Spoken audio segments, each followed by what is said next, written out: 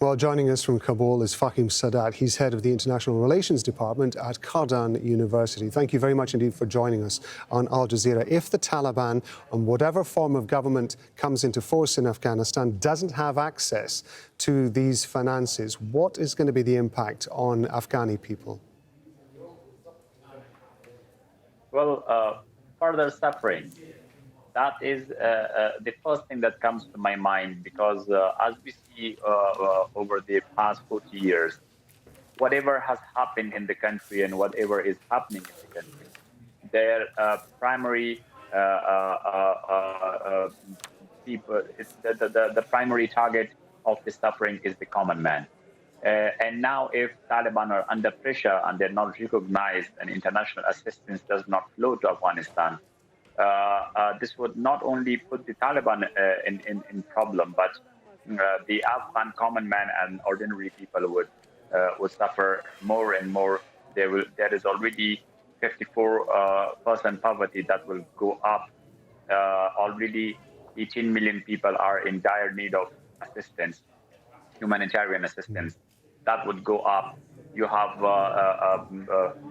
some days back, we have reports of almost 400,000 people being displaced, and they were in a severe situation. That will go up. So I think the suffering and the hardship in the country on the 38 million people will go further into the next stage. We've been reporting on the fact that the Taliban appears to be making some sort of moves to pull together some form of government, at least in a very basic form. How much does the international recognition of that government matter to the Taliban? And if it gets that international recognition, does that mean that there is a better chance that Afghanistan will have a more inclusive government? Well, there are two things. First, the international recognition will come under certain conditions to the Taliban. And then the Taliban has to meet those conditions. I believe the first condition for international recognition, as we see and as we hear from the international community, is that the Taliban has to have a broad-based, all-inclusive government. One of the reasons that the Taliban, I think that the Taliban haven't announced a roadmap for the country is because of this. They don't want to be isolated.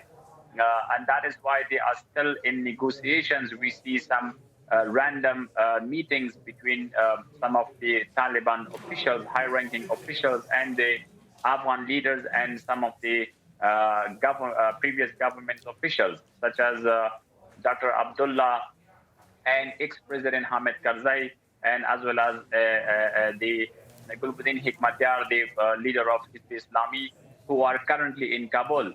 There has been meetings yesterday.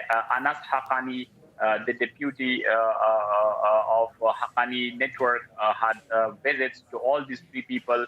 Although it has been largely said that those meetings were to ensure their security and protection, but also there are another group of people who have fled to Pakistan, such as Khalili, the deputy president, and Muhaqqiq and Ahmad Zia Masoudan. These people who are also representing some parts of the country and people there in Pakistan, and they are in negotiations. Maybe with the Pakistani friends, and as well as if there are people of the Taliban in Pakistan. Yep. So let me interrupt you there. And the people are waiting for an announcement to come out. Let me interrupt you there just briefly, because you do raise an interesting point about the level of security in the country, because that is key, of course, isn't it? The level of security in Afghanistan, but also the level of corruption that also existed under the Ghani administration as well, has been a major problem for investment in the country and confidence in investing in the country. Do you think that the Taliban, from your perspective, is in a position to be able to deal with those problems which have existed in Afghanistan for many, many years? Well, there is no doubt that corruption was rampant in Ghani's government. And one of the reasons that the people were disheartened and somehow unhappy was corruption. And looking at the Taliban's brief period of government back in 1990s, it apparently seemed that they were corruptless. There was hardly any corruption happening back at that time. So we have to see if the Taliban's rank and file remains the same now, because one of the reasons that the people will welcome the Taliban wholeheartedly if they see that they are not corrupt as the previous government. So this is something to be seen after Taliban consolidate and start actual governance. Fahim said that we appreciate you joining us on Al Jazeera. Thank you very much indeed, sir.